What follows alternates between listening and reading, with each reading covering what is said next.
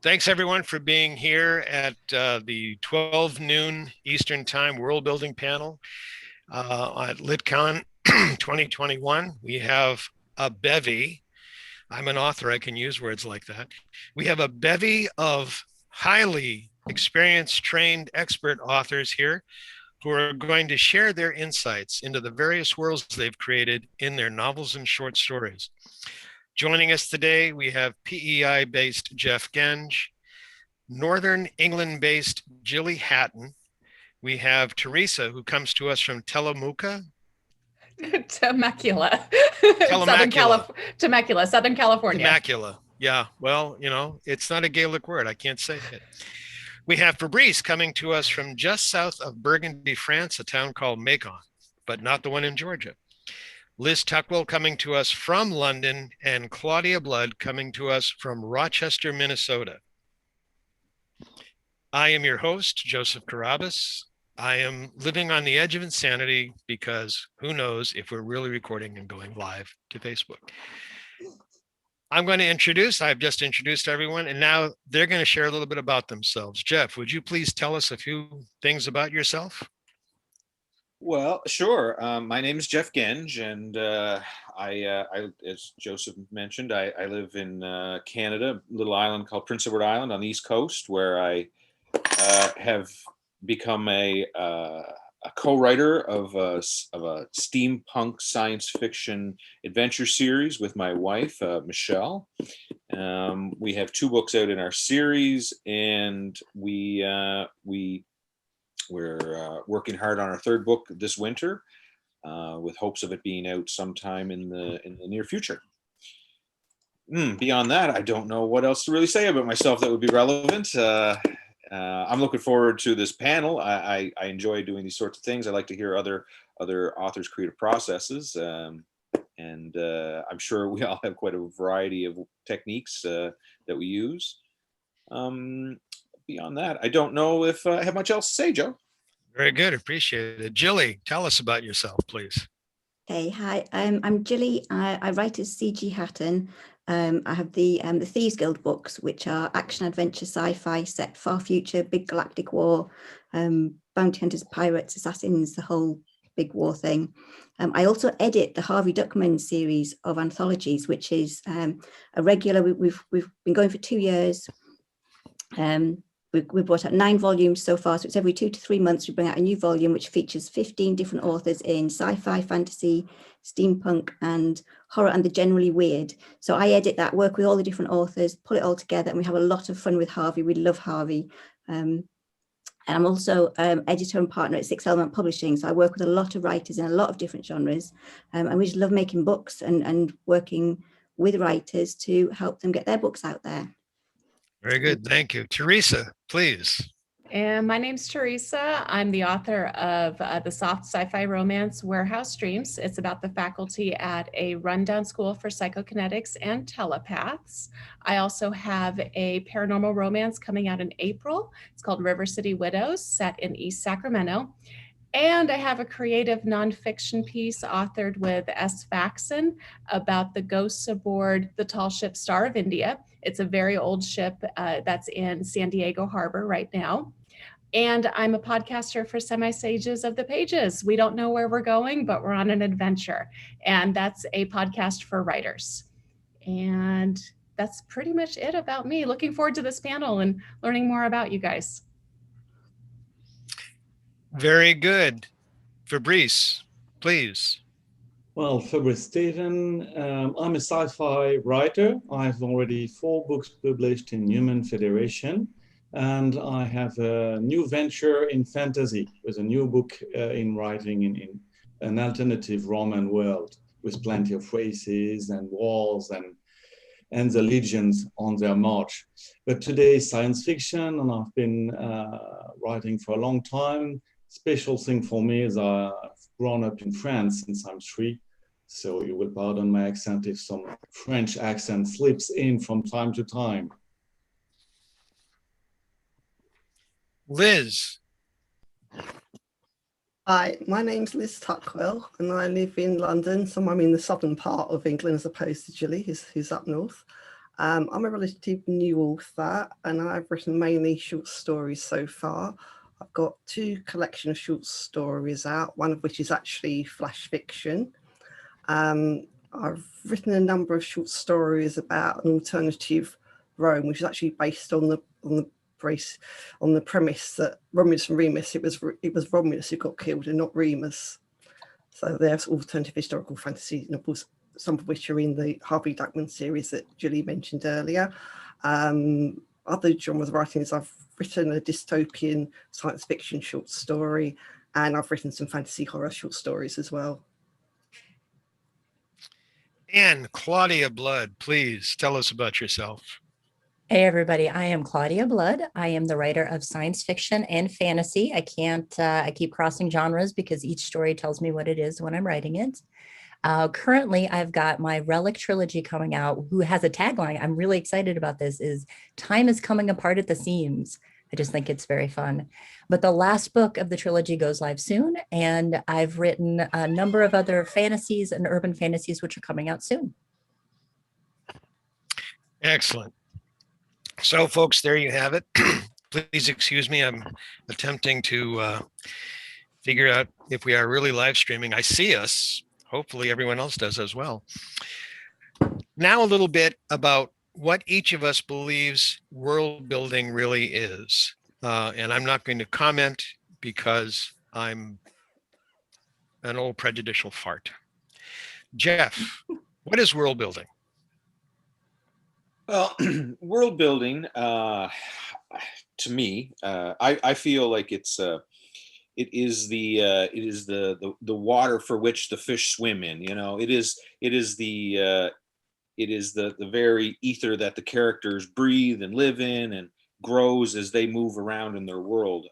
I feel personally that world building is tremendously important for an evocative book, especially one that is a series. That's what I enjoy about the world building. With my series, I feel like we get to push it out incrementally, a little bit and a little bit further all the time. It's not our style for world building is not so much an info dump of place and time and things, but rather to have it more subtly woven into every aspect. And I've discovered as we go forward, as sometimes we usually have a strong plot for our story, but sometimes as the book is being written, certain things kind of weave their way in and help expand the world building, which I love. I love it when that happens. It feels very rich and spontaneous, and then as it weaves its way into your world, it really gives depth to the place where your characters are inhabiting. I feel like there's a lot of ways to world build. Our book series, for example, is set in 1907. It's set around the world, but it starts in New York, and I really like to describe the world through the characters' experience of it, not just as a as a narrator, but rather how the characters are interacting with it, and give it a little expansion when that happens, so that like I was saying, it kind of weaves its way in subtly. Because I'm writing in what is supposed to be our world, I'm really trying to incorporate actual historical elements into what is ultimately a fictional universe I am trying to create. So it's sort of like walking a line between our actual history and the patina of the world that I want our characters to be in. So it allows me to cheat a bit. I get to take the best elements of history that really speak to me, and then weave them in with a little bit of either paranormal history or science fiction, and just expand them subtly in those ways. So Yeah, for example, and we're working on our third book in the Terra Obscura series right now, and it is the sort of the first big stepping out for our characters into their global adventure, and this allowed us to, we go to a new country. It takes place in Egypt, and Egypt reveals a lot to our characters, including an ancient order of librarians that have been guarding all the important knowledge that the world has. And it's been a lot of fun to like develop that sort of concept. We have in our own world, all sorts of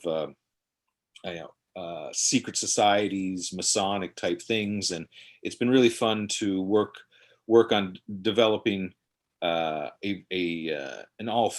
female secret order that has existed for centuries, and participated in a world, but secretly. They're there, but no one knows that they're there. And these sorts of little things, they sort of hearken to the world that we live in, but again, they're sort of on the side of it. You can almost imagine them being there, but perhaps they're not. Very good. Excellent. Very interesting. Gillie, how do you create the Thieves Guild world?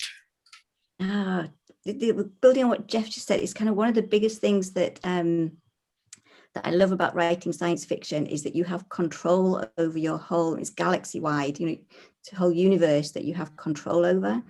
We work with writers of all different genres, and we work with historical writers who have to have they do massive amounts of research on dates, places, how long it takes to get somewhere, what currency was around at that time, dress, weapons, everything has to be accurate when you're writing something set in a particular period of history.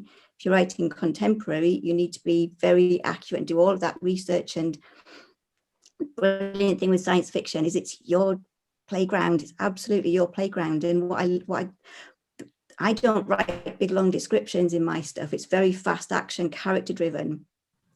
And I love that being able to get across the world they're living in by what they do, what they come across, what they experience, how they talk to each other, what they take a lot for granted.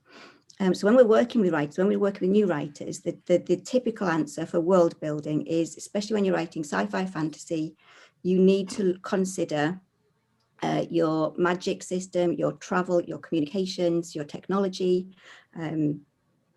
practical things. But the best way to do that is to know all about it yourself, and then it drip feeds through into your books and your writing through what the characters do and how they talk to each other. And the two big rules that we sort of stress to the writers that we work with, especially new writers, is that however you build your world, whatever you've got going on, you must be consistent and you must deal with the consequences. So if you have an amazing magic system, you can't one minute have a character be able to do something and then suddenly the next minute not, unless there's a reason for it. So you need to have that consistent. If it takes so long to travel from here to here in your world, whether that's the real world or a fictional fantasy world, or you're out there in space, it takes that long. 2 books later, you can't suddenly having it take a fraction of the time or much longer, because that was going to knock your readers right out of you're going to lose credibility. So as long as you've got that consistency, you can pretty much do what you want. I mean, I write action adventure sci-fi, so I don't deal in hard science. I have a lot of weather because I love being outside. So I throw my characters into, one minute they're somewhere hot, somewhere they're somewhere cold. They have to deal with a lot of weather. I've got a background in geology. So one of the things that when I have writers bring work to us, and they're describing things that aren't like earthquakes, volcanoes, they're not quite using the right terminology. Even if you're in a fantasy world, it's got to be that realistic and consistent setting.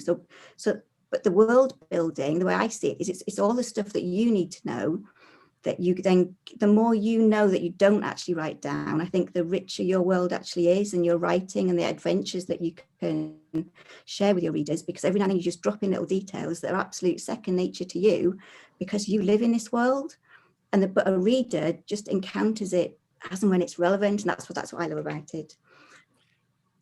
Excellent. As you were talking, all I could think of, what I'm envisioning based on how you're describing this was, so if you have a vampire gourmet, you don't want to give him a wolfbane garlic pesto. You want to make sure that doesn't happen. Okay. Theresa, would you be willing to share with us your world building, please? I think for me, I think world building is around rules. So it's around the rules and the guidelines. So Warehouse Dreams is about telepaths and psychokinetics. And so it'd be easy just to be like, hey, telepath, you could read everybody's thoughts, but that's not very fun. That's too easy. Same with the psychokinesis. If you have people who are powerful enough to be able to, manipulate a lock, or do like those little tiny fine-tuned things, you make the world too easy, and then your characters come across something that's a challenge for them, and poof, they use their psychokinesis, and that's the end of it. To me, world building is around setting those parameters on, like, this person can do this, but that person can't, and figuring out where those different layers are. For example, Gillie had talked about transportation. Some of my characters can teleport, some can't. And there's actually kind of a culture thing around teleportation because it's very dangerous, and only either people who are very specially trained in it can do it, or people who are desperate enough to risk hurting themselves will do it. That, to me, that's world building. That's setting up those parameters around that. And so that, I love doing that. And I also don't believe in doing info dumps and being like, well, let me talk to you about teleportation in this world. I believe in kind of working it just throughout with the drips and the drabs. And I write first person. And so you are in this character's mind and in this world. And when you have to sit there and be like, so let me tell you about that, it pulls the reader out of that world. So again, you have to figure out how to do your world building in a really subtle way, in a way that's not making it so that the character is sitting down and explaining to the reader. So, and then I agree with everything everyone else has already said too. Excellent. Thank you so much. Fabrice, how are the human star pilots doing, and how did you create that world? Well, it's lots of envy. I concur with a lot of what has been said. So adding on it, science fiction is an opportunity. I wanted nanorobots, and they are giving amazing powers to humans who have injected those nanites, but at a cost. And it's exactly this balance Theresa has been talking about. They have superpowers, but basically the nanites are eating them, are using their own energy to power those superpowers. So if you use them too much, you burn yourself away, literally. And it's also, I wanted, like in Interstellar Star Pilot, I wanted a space elevator. We are going to the center of the Federation. It's the most amazing planet of them all, and it has a star elevator, because that's cool. I mean, we are in science fiction. We can do that. It's fun. So we should do. And then the characters step in to go down, first time in a space elevator. And how do they feel?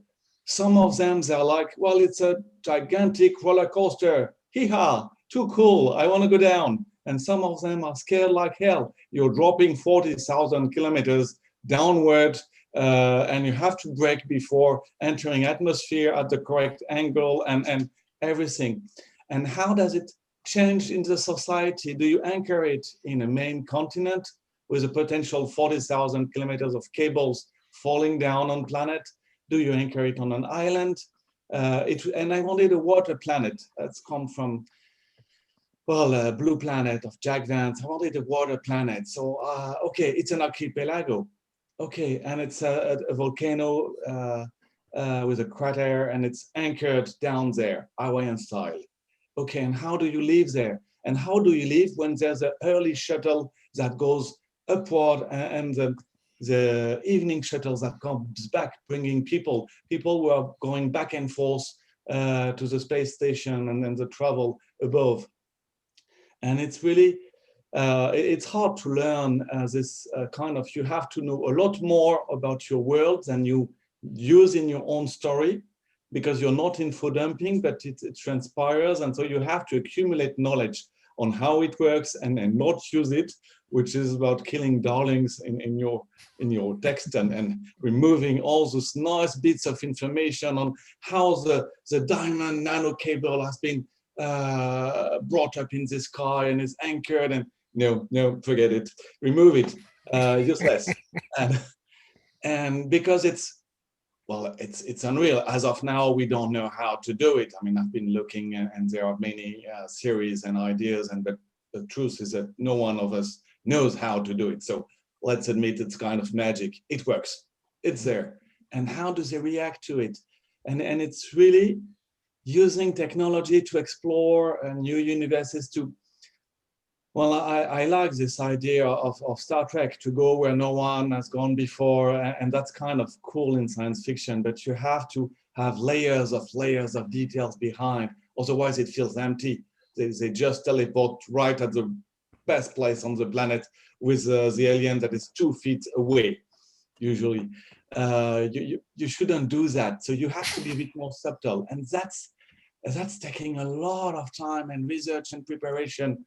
And you're using a tenth of what you've accumulated, but it's fun. It's really fun. Yes, excellent. Thank you so much. Liz, what's going on in ancient Rome, and how did Remus become the one who survived? Just luck. I just like the idea of having the name Reem, and it came from that.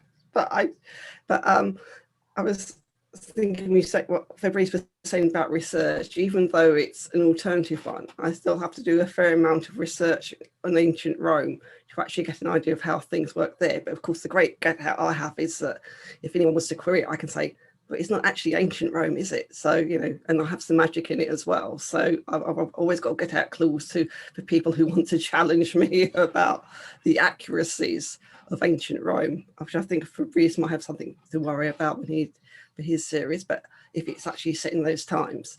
I was thinking, I agree with everything everyone else is saying, but I was also thinking that there is a danger for people when they get so into doing their own worlds that they can forget that it's actually meant to be telling a story, and they actually get so wrapped up in their world that they're so fascinated by it that they concentrate too much on that. And I've got a friend who's writing a story, a novel, and he's obviously really interested in archaeology. And you can tell he's really interested in archaeology because there's several archaeological sites that the protagonist visits, and everything is told in incredible detail, far more detail than you ever really wanted to know about how things work on a dig. The other thing I was thinking about was about using stories to explore themes, because one of my stories, the dystopian one, is explores the theme of ageism, because in that story I feel it's a logical conclusion of the current trends for game shows and the concern about the rapidly rising aging population, and I think the fact that age isn't valued. And in that story I feel I've taken it to its logical conclusion. So they actually have a game show where the seniors compete, and the prize is basically just staying alive, and all the losers get killed. So it's almost like a Hunger Games for seniors. Obviously, seniors I don't think could be active enough to run around killing people. My story is the urban fantasy one, which is called The Raven King. I hadn't realised it. Actually, I actually think it's more significant than I thought it was, because one of the things in that story is that there's been a big change a couple of years ago, that it's been revealed that legends and gods are actually real and that magic's real. And it's about ordinary people trying to cope with that change. And I think it's something that resonates at the moment. There's a huge world-changing event, and suddenly people have got to adapt to a completely different way of life and a new worldview.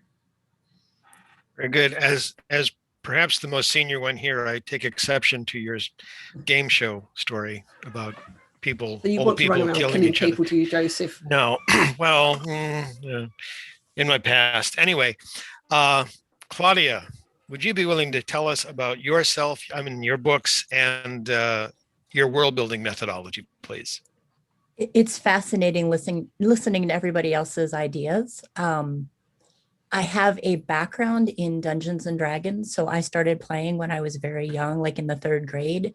And so a lot of what you guys are saying about having the cause and effect and rules and having a baseline of understanding of how your world works, and that the story does go on top of that. And you're using your POV character to try and figure out, they see the world, but they don't really see it. You know, like when you walk through your house, there's 9,000 things that are in your house that you never even notice until it's different or it's changed or, you know, it's suddenly not there. And that's the perspective of that from the characters is extremely interesting.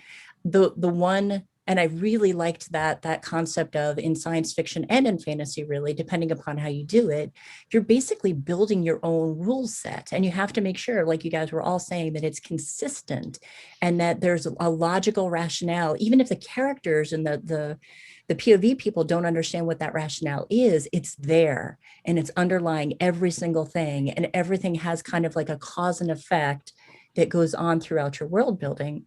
And so I hadn't really thought about it in that context.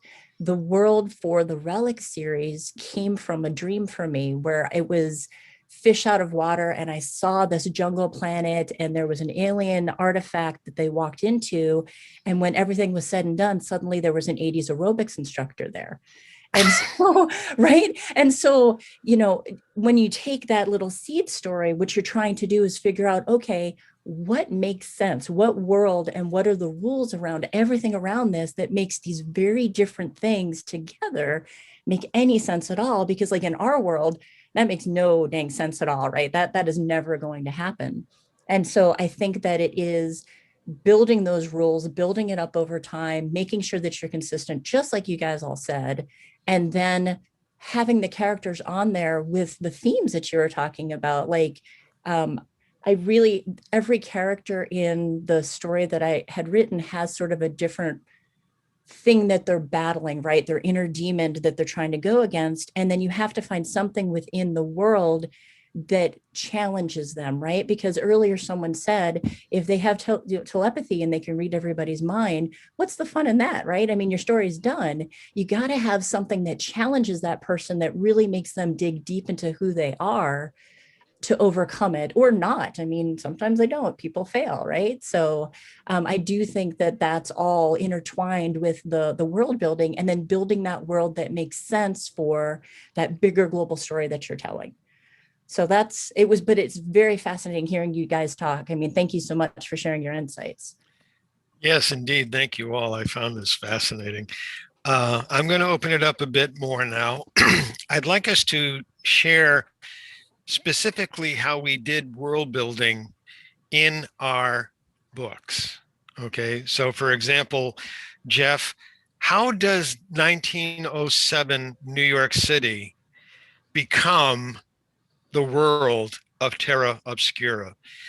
What's the basic premise? I mean, I realize it's kind of a steampunky alt history thing, but how does that become your world? Gillie, how does this rule set, this very consistent rule set, and if somebody does something here, they can't do something over there, how does that become the Thieves Guild world? Fabrice, you have this amazing space elevator, which terrifies me to even think about it.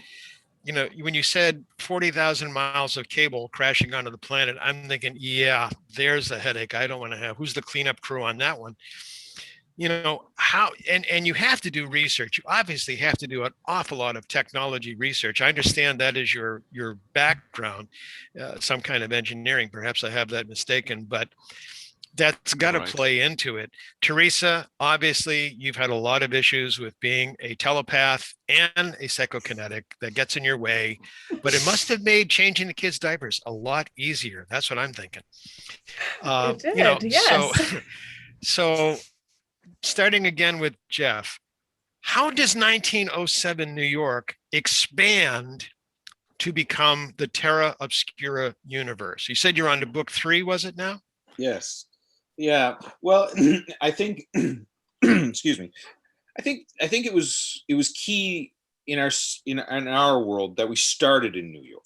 and that was sort of like a great spot to begin to describe the world, so that we weren't overloading people.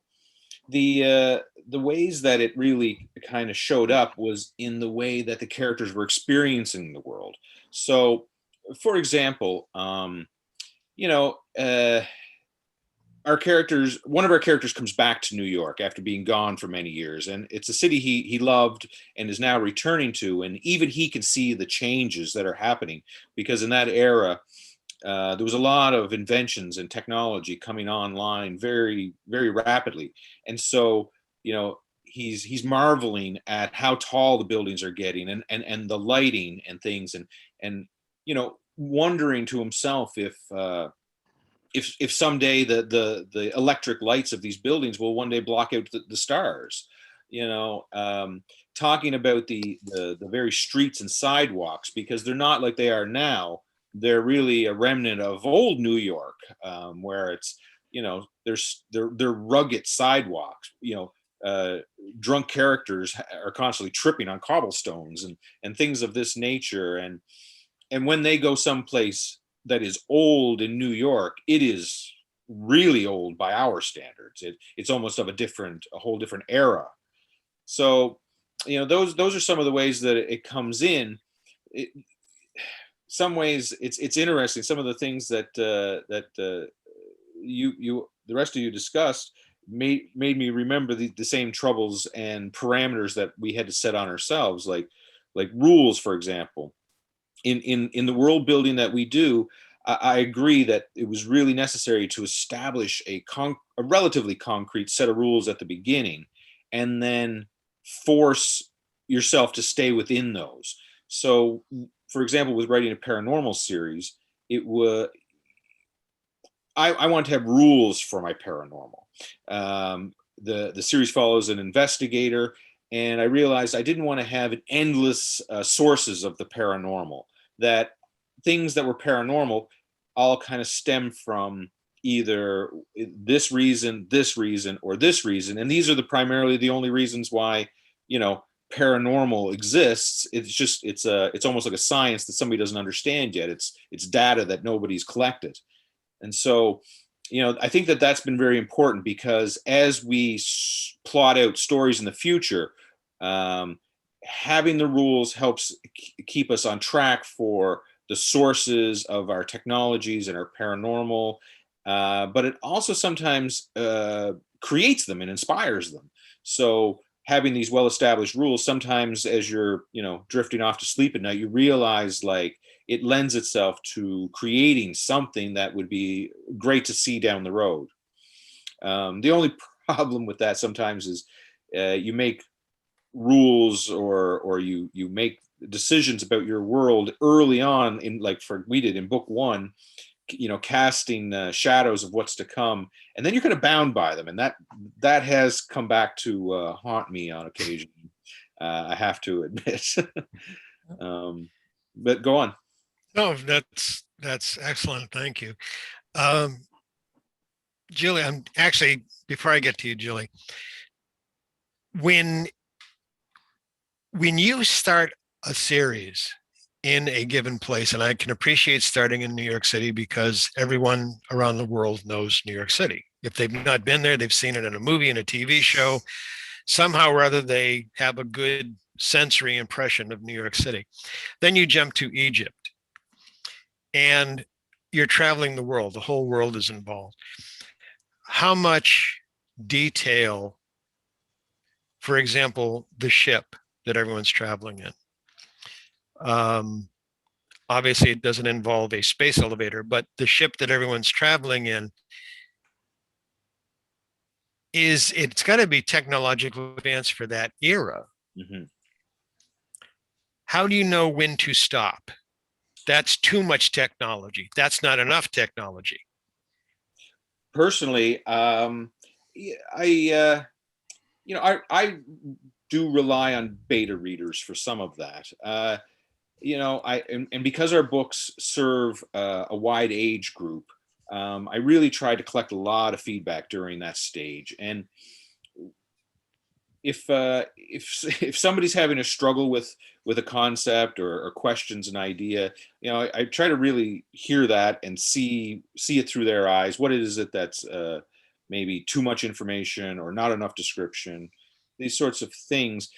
It's nice because I love inventing technology based on ideas that didn't succeed, you know. So I like in our series we get to like sort of pick up all the scraps of inventions and technologies that didn't actually ever come all the way to fruition, but in that era they were still maybe possible, or they didn't eventually become the dominant system. So that was a big part. And in terms of like, you know, using New York and Egypt and these sorts of places, New York was a good one because the first book very much deals with the idea of a cultural melting pot as well. In New York, like say Halifax and a few of these port cities were really the melting pots for people. So it really lent itself to being the starting point for our book. Excellent. Yeah. Very good. Gillie, tell us about consistent magical systems, please. I haven't got magic. Do you want me to talk about my stuff? Please, I'd love to hear about your stuff. Okay, I'm going to answer the question about so my stuff's far future sci-fi in galaxy wide. It's very big, complex. I'm writing the 9th book now, so there's 8 out. But before I go into all of that, one of the big things is something that Liz said about theme. And I didn't set out to build a universe and the rules. I didn't lay them all out. I jumped straight into it. And it was the theme that was more important to me. And one of my big themes is not belonging. So my characters tend to be the kind of characters that don't belong. So straight away, I needed there to be something that it was that they didn't belong to. So in my universe, my Thieves Guild, you've got it's factions. It's a galaxy at war. So you've got Earth. The 4 colonies have a coalition, which is called Winter, and my Thieves Guild is invisible. Nobody even really knows that they exist. And they don't belong to either side. They're neutral, but they don't belong anywhere. And these are my characters running around on the ground, are the kind of characters who don't belong anywhere. And they encounter the galaxy, the structure, the factions, the political, social structure of the galaxy by not belonging to it. They're not part of it. So they that you encounter it by seeing what it is that they're not part of. And it's kind of that's how you discover it as you go. And one of the things that I'm kind of thinking about all of this that I realized is the first book, everything changed. So my Thieves Guild in the best time that but just before my book started, they were invisible. They were absolutely fantastic at what they did. No one really knew they existed. They were absolute top of their game, and everything changed overnight. And suddenly they weren't. Suddenly something happened, the spotlight was cast on them, they had bounty hunters after them, assassins after them, everyone was after them, and suddenly the world as it was completely changed before this book even started. So I like playing with all of that. So it's like messing up that whole, you kind of make the rules and then break them, and you set something up and then do something different. So I like playing with all of that. And the way that I work it is, because it is like what you were just saying, you sometimes back yourself into a corner. I love writing stuff where it's very complicated and the characters don't always know what's going on, and somebody does, and somebody else just might mention something briefly that seems to just be a one-liner in one book that 2 or 3 or 4 books later becomes massive. And I love all of that. When I'm reading, that's what I love to read. So that's what I love to write. But you do after a few books, I've got notebooks full of lists. I've got one notebook that Concertina's out now, and every book I add sellotape more pages to it. I've got a chart that goes along the wall. It's just sometimes it's small details. I spent one whole day backtracking one object through 7 books just to make sure that I knew exactly what happened to it and where it was, so that when I wrote about it now, it all didn't suddenly have something appearing where it shouldn't. So it's kind of, I like playing with all of that. So I didn't set out to build something that I then populated. I kind of jumped into it in at the deep end and went, wow, what's going on? And kind of discovered it as I was going. So yeah, so into the 9th book, so it's still going. One of the things I do like doing is, as much as I love writing sci-fi completely, it's very far future. I love writing about places that I've visited on Earth for real and mixing them up. So I've got places out on the colonies that are a mix of Beijing and Manhattan. I've got somewhere that's based on Rio. It's like little flavors of things that are real, but you can mix them up and mess on with them and do whatever you want. So I love doing that in my worlds. Very good. Did that So answer the question? well, what you've shared, and correct me if I'm mistaken, is that you do world building by taking pieces of the world you're familiar with and hyperbolizing them. A little bit of Rio, a little bit of Manhattan, a little bit of Beijing. And you have consistency in your world to the point where you're backtracking through 9 novels. Correct? Yeah. Well, that's impressive. I think the thing about using where, am I still here? My internet is unstable. I think the thing about writing about places you've been, I sometimes people ask, like, you know, where do you get your inspiration from? Where do you get your ideas from? And I think it's everywhere, everything you've ever done and been. You know, I've got places that I mentioned that's, you know, it's an island on the west coast of Scotland that I spent a month. You know, some of my favorite places, but it's not, I don't feel the need to go and write a book about that place because I would find that too constraining. So I love the wild scope of being able to do whatever we want. I can write about these places. I can write about, you know, walking on, you know, this fantastic beach, and having, you know, running from assassins on the beach, and it's just that freedom to do what we want, but they're kind of grounded in, I know what it feels like, I know what the air feels like, and what the, you know, the salt in the you taste the salt in the air when the spray comes over, and it's all little things like that. And I think I have had people come to me and say, that place you mentioned, I've been there, I know what you're talking about, that Scotch whiskey, it's this, isn't it? And little things like that people can kind of find familiar, even though I'm writing about something that happens centuries in the future. Very good. It's fun. I have a lot of fun with it. And because you're a geologist, you write in layers. Bada boom. Thank you. Tip your waitress. Try the veal. Theresa, tell us about The Warehouse. So The Warehouse Dreams it's a dystopian novel about this group of people. They're called wilds, whose society has said, we don't want you here, please go away. We're going to make sure that you don't have jobs. You get kicked out of school when your abilities pop up to the surface. You can't get loans. You're not going to college. You can't get housing. Oh, and by the way, your parents, if your parents admit that they have a wild child, they could get fired from their job, because nobody wants to be around people who can read your thoughts. And really and truly, if you think about it, that's terrifying.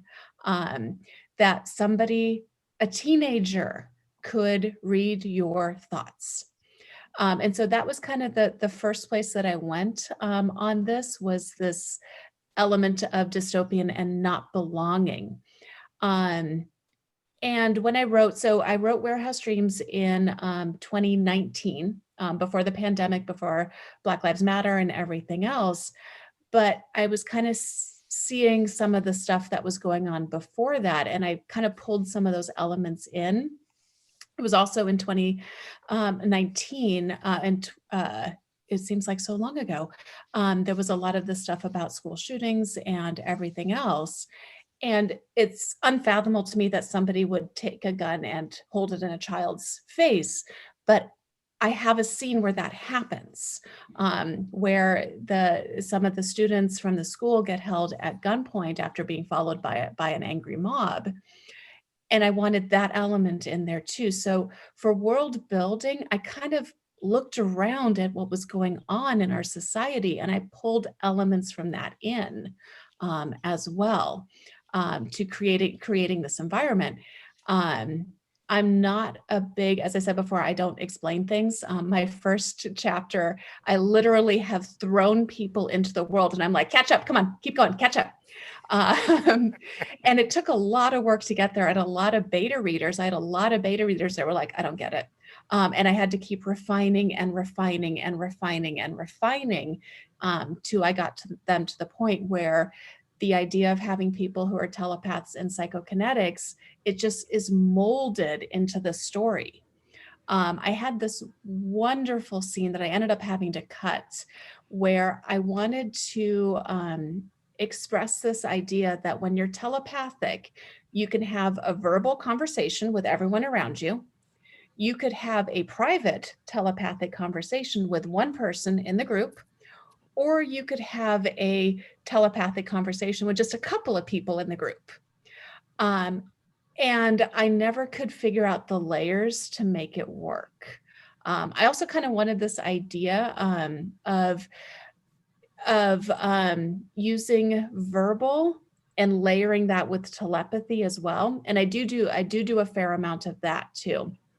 This idea of like what we verbally say, and then kind of there's a running commentary going on with other characters. That was a huge part of my world building too. And I know there's a panel about mind over matter, about telepathy, and I'm so excited to be on that panel and talk more about it. When is that panel? Tomorrow.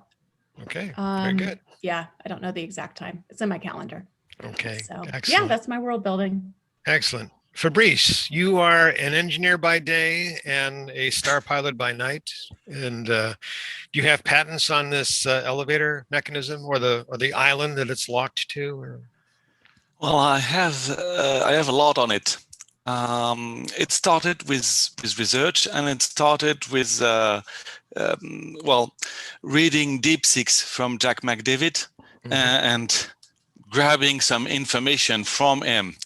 But from there, I went to a lot of websites, different designs, and I kind of built a site card, which is basically getting pictures, getting the details about it. I'm using Excel and a dedicated software to track those details, and gathering everything as I write, because I face the same issue as Gillie, and with only 4 books, going back over items. So I decided to automate it a bit.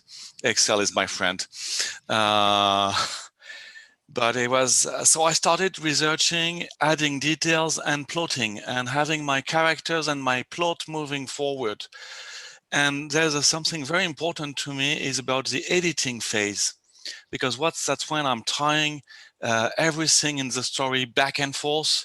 I will be using this at the end.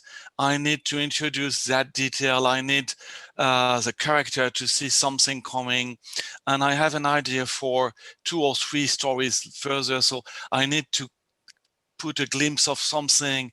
And I need, so there's this elevator which is working. There is obviously one which will not be working because we need this comparison. So where is it?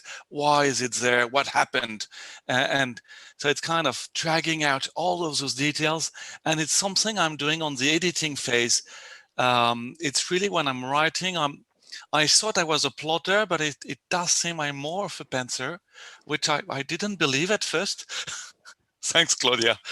But it's, I really have to let the story flow and the plot go on and tell me. So I have those ideas. I have my focal point. I know where I want to go, but well, the story will tell me, no, there, he cannot do that. It's unbelievable. He will never do it. It's not in the character. Has to go elsewhere. Okay. So where? And dig and see what is happening. And so back to research. What are the features?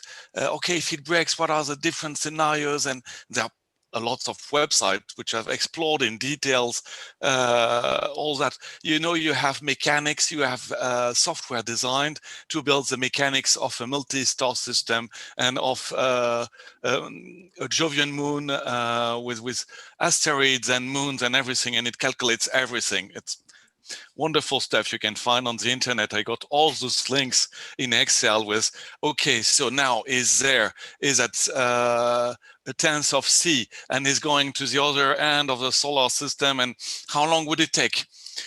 Which is only useful to me because I'm not going to give all the calculation to the reader. But still, I need in my mind for consistency, and Gillie was very adamant about it, and you were also, and I need to know in my mind how long it's going to take. Okay, it's going to take 2 weeks. Well, what are they going to do? Watch TV? What is happening during that time? Okay, can I? And it's really this editing, which is I have my story, I have my characters. I'm relying more and more on beta readers who will tell me it's working, it's not working. We don't connect. We need more emotion. I'm a bit of the engineering side. I like emotions. I've been working to listening to beta readers and really getting more precise emotions and clues on what is happening. It's really that element, and the theme about belonging is about Gillie, something that is very important. My theme is a bit slightly different from yours, is arriving at a place you don't know. It happened a lot to me in my life, is landing in Sydney and driving to a job, and I've flown for 20 hours and I'm there. It's nice and sunny because it's always sunny in Australia, but it's you're out of phase and you're not belonging. And it's really, well, this character is the same thing. I mean, they're coming from Earth in 100 years in the future. Earth is really in trouble as ecological systems are failing, and they're arriving at the center of the Federation, the most advanced planet, and they're on a star elevator, and it's scary as hell because you're dropping as a bullet, like a bullet on a planet. And how do you feel? And what will happen? Because there's going to be small items. They're going to travel back and forth, so they will talk while being on the shuttle, like they would be talking in a tram or an underground transport system anywhere. So it's used as a place just to talk and what is happening, and it's a lot more that's going to happen. And all that tracked with well, really it's this editing part where I goes into plotting and checking. As a pantser creates the plot and the story, and then the plotter comes back with editing and says, oh no, because I said this on page 20 and we're on page 50 and it doesn't work out. So back to work, do I change where? And it's this detailed work.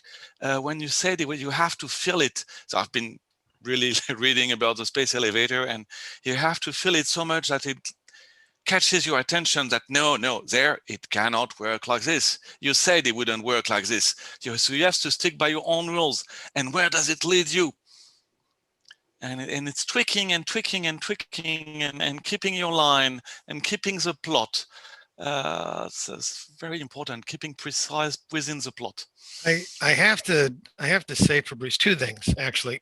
When they're traveling for 2 weeks, what you have to do is make sure they have copies of all of our books to read, and they can talk to each other about our books. That would be just wonderful.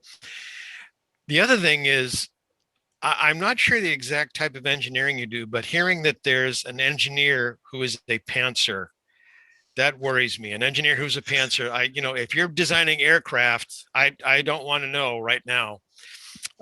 Thank you very, very much. That was excellent. Liz, I understand that you are taking a class in world building. So you are the designated expert. You are the one to go to here. What have we been doing so far? Have we been accurate so far? Oh, you have been pretty accurate so far, yeah. I'd say you covered a lot of what we've covered in the last 5 weeks. I'm actually racking my brain to think there's anything. One thing I do think was interesting was in one of our sessions, we were talking about the different ways that people make things believable. For example, one of them, they were talking about the three-body problem. This was a hard science fiction novel, and basically the approach there is blind them with science, whereas in a lot of other books they take a different approach. They take the approach of the emotions of the protagonist, or I'm trying to think what else they said, different ways, softer approaches, so that you don't always have to have your fingertips, all the knowledge of all the latest developments, your scientific developments at your fingertips. And another example of taking a soft approach was like The Time Traveler's Wife, that there's actually hardly anything in that novel about how it really works. They mention genetic disorder, but it's never really gone into great detail, and its concentration is just the emotion of the time traveler's wife and the time traveler himself. So I thought that was an interesting point, which I'm not sure anyone has raised before. No, fascinating. I personally, and anyone who's read my novels, feel free to disagree, but I am very strongly character oriented. So if I can't believe the character, then I know my reader won't believe the character. At which point I just kill them off immediately in that page right there. That's it. Done. Get out of the book. Anyway, I'm sorry. Claudia, tell us how you create your worlds. And I have to comment, I apologize. So Fabrice, when you were talking about not enough emotion, I feel like every time I get an edit back, they're always like, put emotion here, put emotion here. I've got a science background as well. And that is like the #1 edit that they always come back with. I think one of the things that I love about world building, that I realized this as everybody was talking and had such great ideas, is I love when the world is not known to the character. So I've got a situation where my main character starts off in an orphanage, and it looks like a regular kind of old town, except with some technology, but you don't know until later that that's actually like an enclosed capsule on the moon next to the planet.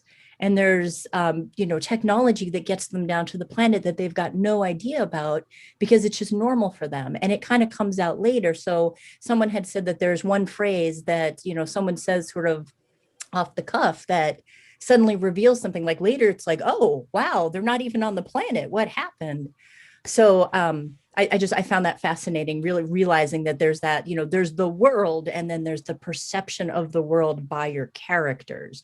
And with those blinders on, they don't have all the information. They don't understand the bigger picture until you put them in a situation that they might, or that they do. So I found that very interesting, thinking about what some of the things that you guys were saying. So actually building a world, I think it's just, I'm a pantser too as well, Fabrice. So I end up coming in the middle of it. I'm shooting for my end goal because I think I know what's going on.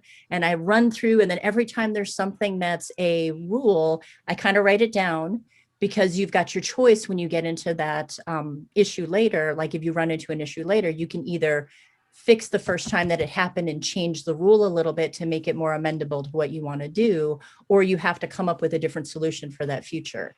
So you just continue going. Did that answer your question? Yeah, and again, I'm discovering that the two people on our panel with distinct science backgrounds are pantsers, and just kind of wing it. I'm like, wow, this is making me real confident. I'm not going to get in my car again for, But pantsing, part of a scientific method is experimentation. So you need to come up with these creative ideas to go through and work it, right? So right, you don't come in with this, you come in with I want to solve this problem. Let me try this. Let me test, and figure out what works. So I almost think all scientists are pantsers in some ways. Ooh.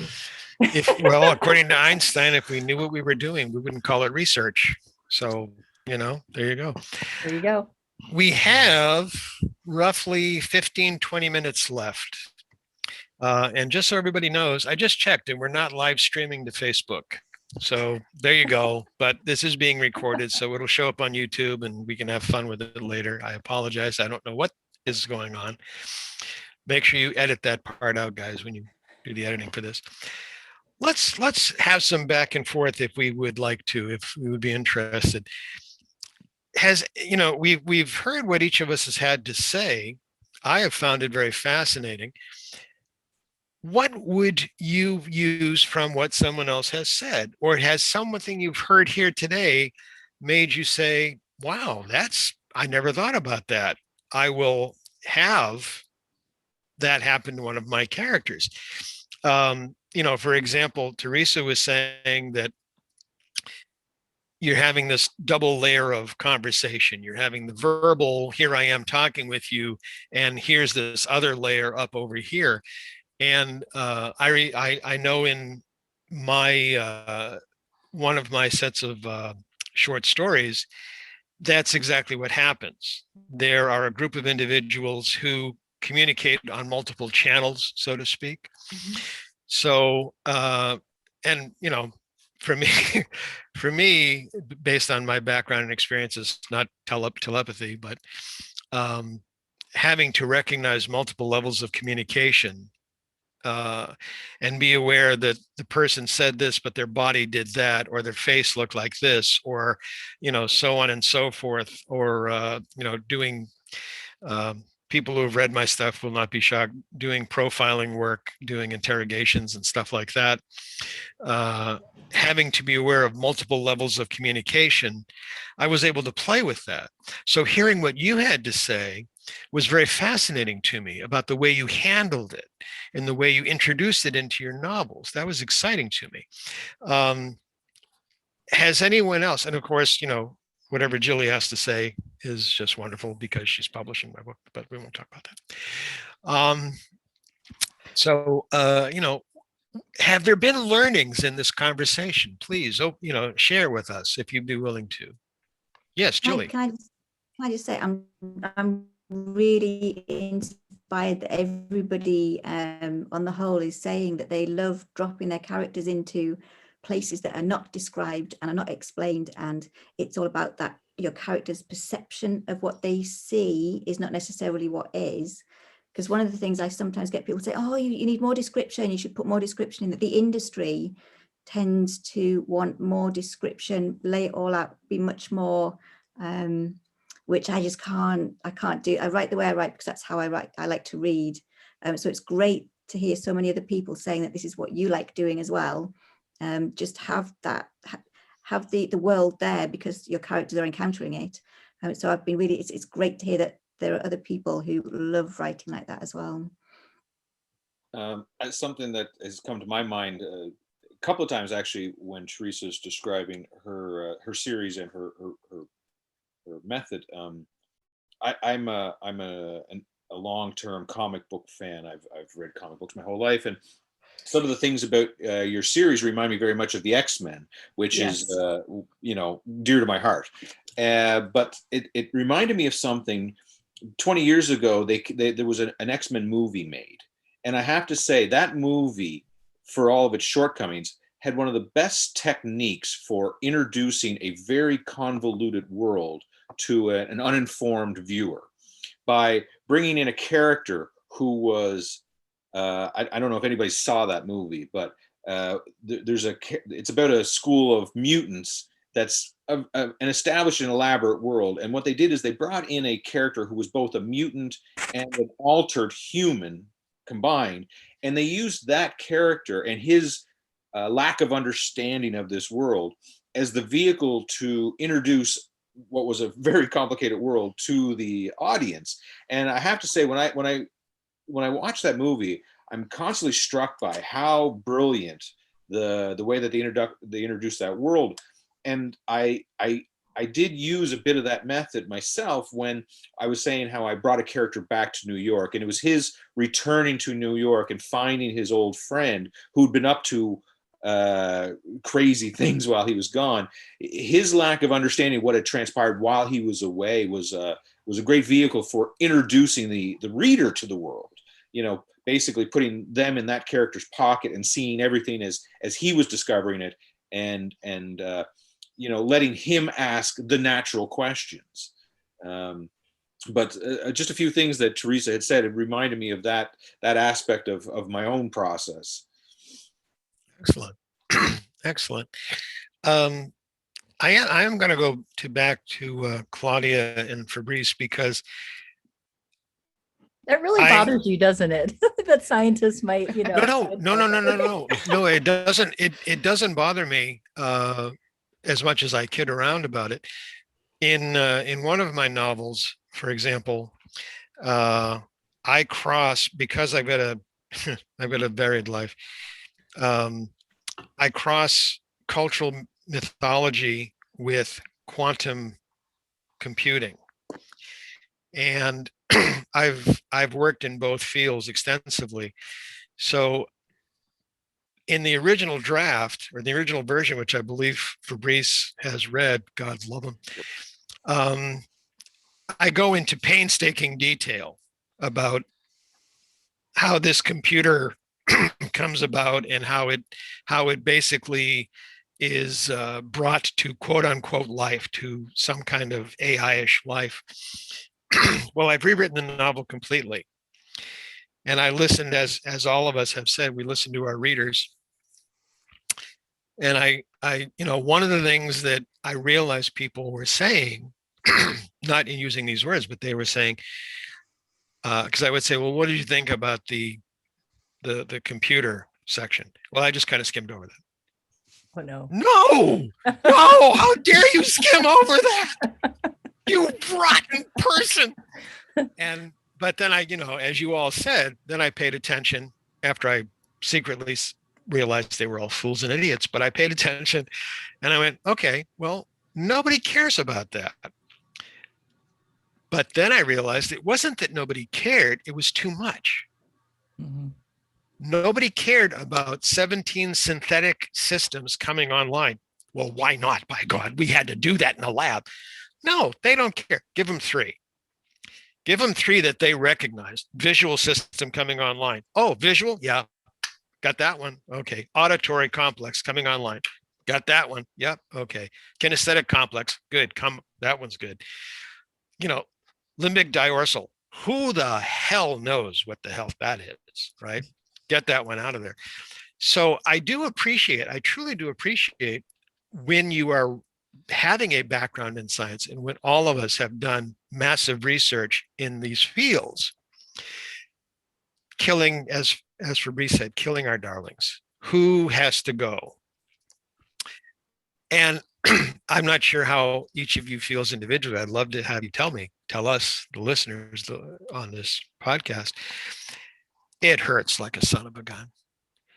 That is one, I've said this to people in my critique group, that is one beautiful paragraph. Oh my God, the imagery in that paragraph is just, cut it out. Shut up. What do you know? You don't know what you're talking about, but it has to go. They're right. They're right. It's beautifully written. It doesn't add to the story. It detracts the reader from the plot. So all of you, I realize I'm the only person who writes that poorly, but all of you, do you kill your darlings? Fabrice has said it, but do you, as you listen to your beta readers, after you're done realizing they're fools, do you go back?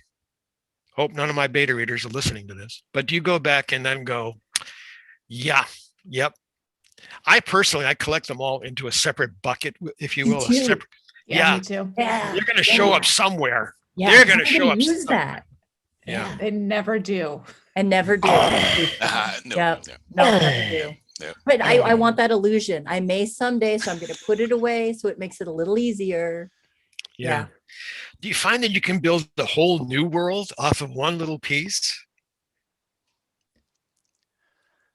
Yeah, well, there's a couple items that I've stuck away to create a new story, because I owe some story to some of my characters. I finished book by saying, well, there's Emily. She's the secondary character in Star Pilot, and she should have her own story. She's a very complex woman.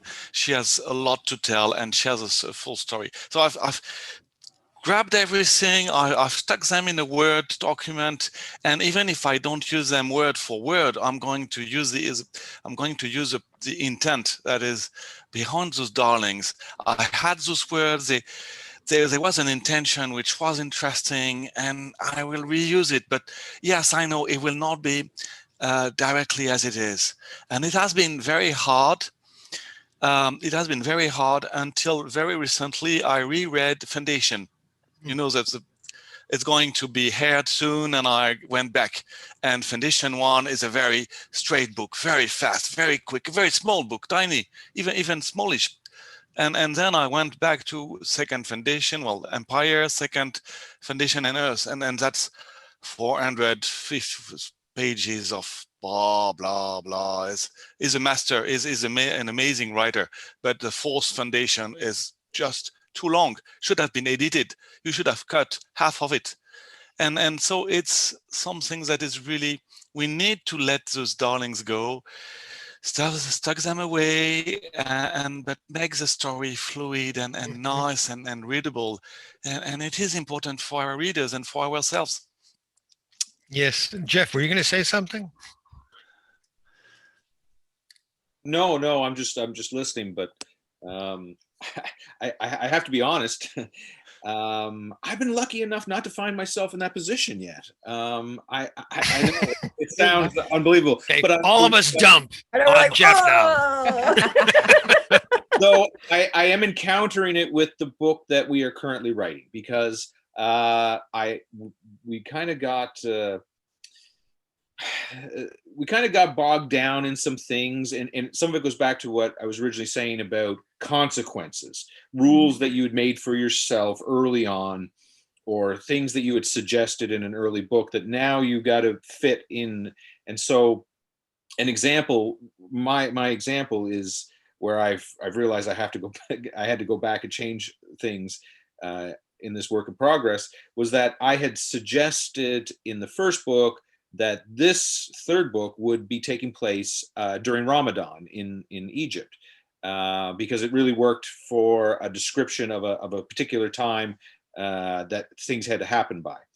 But it never occurred to me when it came time to write that third book that I would then be stuck writing it in a Muslim culture during Ramadan, which changes everything.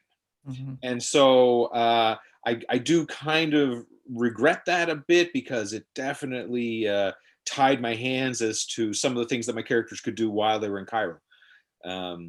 So I'm getting my first taste of it, but I've been lucky enough not to, because our books lean a little towards the pulpy side of things. We haven't found that people have said, this is too much, or this needs to go. Most of it has been welcomed. So I am kind of new at that part of it. Very good. Gillie, I had mentioned earlier about magic and its consequences, and you were saying that your novels are actually far future. Going with Arthur C. Clarke's "Any sufficiently advanced technology is indistinguishable from magic," I find that, and all of you, please let me know if you agree or disagree, when it comes to creating the universe, the worlds of your novels, of your stories, whether it is high technology, whether it is alternative faith systems, whether it is recognizable magic, I find, number one, when you go far enough out, everything becomes interchangeable. Not meaning you can do away with consequences, no. But for example, Theresa was saying that these individuals are called wiles. And the minute she said that, I felt a chill, because every once in a while, somebody comes up with a term for something in their stories which is dead on. Well, that's right. Yeah, that's right. And a society, kind of an inverse X-Men society, if you will, where if you have abilities, you are essentially exorcised and ostracized. Yeah, we're going to call you wiles. Yes, that's right. That's exactly right. The orphanage that's actually somewhere else, not on Earth, but it seems to be, Claudia. That, to me, as I'm hearing you describe it, I'm going, dead on. Yeah, of course, it would have to be. Fabrice mentioned, I keep on hanging on that space elevator because I'm thinking to myself, that is genius. That is really genius. And he's going to get the patents on it next week. But, alt histories, what happens when Rome is actually Reamland or whatever, Remusville, whatever you want to call it, Liz. There are things I find when I'm reading someone's work, when I'm working with someone critiquing their stuff, that you have to single out and go, when God touched you and you came up with this word, this phrase, this concept, where does our inspiration for these worlds come from? That to me is what marks us. And I apologize for including myself in amongst you, but that's where, that's where, what do you want to call it? The muse, the goddess, whoever, that's where the stray gamma ray hits us, I think it is just fantastic that we, the six of us, and all the other authors in the world, have the ability to create concrete, functional universes, put them on paper, share them with others to the extent where others want to be in our universes with us. I'd like to thank you all for being guests today. I'm going to give you each a minute. I apologize that it's so short, but we're running out of time. 1 minute summary. Geoff, please. Geoff, you're muted. Muted, Geoff. That was a real good summary, Geoff. Sorry, I just want to say this has been a lot of fun, and it's been very eye-opening to discuss this realm with people who are working at it in similar yet different ways, because it's a bit of affirmation as a newer writer that we're all kind of using this similar tools but differently, and it's a good affirmation that the process is working. And I encourage any of you who want to give a gander to our book to look it up. It's Terra Obscura. Books 1 and 2 are out and can be found anywhere fine books are available. Thank you so much. Gillie, please. If this is to writers, the biggest thing is have fun in your world. This is where you live. And if you're having fun in it, your readers are going to have fun in it. That's the biggest thing I could say. And if anybody is writing sci-fi, fantasy, steampunk, horror, weird, please do look up Harvey Duckman, because we have a lot of fun with that. Indeed. Thank you. Theresa. I just want to say thank you. I've learned so much from everybody. It's really refreshing and fun to be able to have these conversations and to learn from each other. So just a huge thank you. And you can always find me on Facebook. I'm very active on Facebook. So Theresa Halvorsen, author. So let's keep the conversation going. Very good. Thank you so much. Fabrice. Well, it's been a great fun being here. And speaking of belonging, I'm not alone. There are other people who work in similar fashion as I do. That's fantastic. I'm really thrilled, and it's a lot of fun to write and to create those worlds and have this character in them, and we would love to have you read those books and discover all our worlds. It's fantastic. Excellent. Very good. Liz. Yeah, like everybody else, I've really enjoyed being. I was a little nervous about coming on here, but I've really enjoyed being on it and listening to what everyone's had to say, and it's been so many things to think about, and so it's great to chat to other writers about world building. Thank you so much. Claudia. I agree. This has been a wonderful experience. Thank you guys for being so welcoming and for having such great information. And it sucks being at the end because you're like, oh my gosh, what else can I add to this? So thank you. You have done wonderfully. Everyone, once again, thank you. Readers and listeners and watchers of this podcast, please take a moment to come into our worlds. We all have websites. They're all listed somewhere very close by. Please read our books and comment and let us know what you think. And if you don't like what we've written, lie. We're all fiction authors. We don't mind if you lie and leave a great review. To Geoff, to Gillie, to Theresa, to Fabrice, to Liz, to Claudia, thank you ever so much. Stay warm, stay well, keep writing. Everyone out there, read and write. God love you all, or whatever deity you choose, just in case. Take care. Bye-bye. Thank you. Bye, everyone. Bye. Bye. Bye, everyone.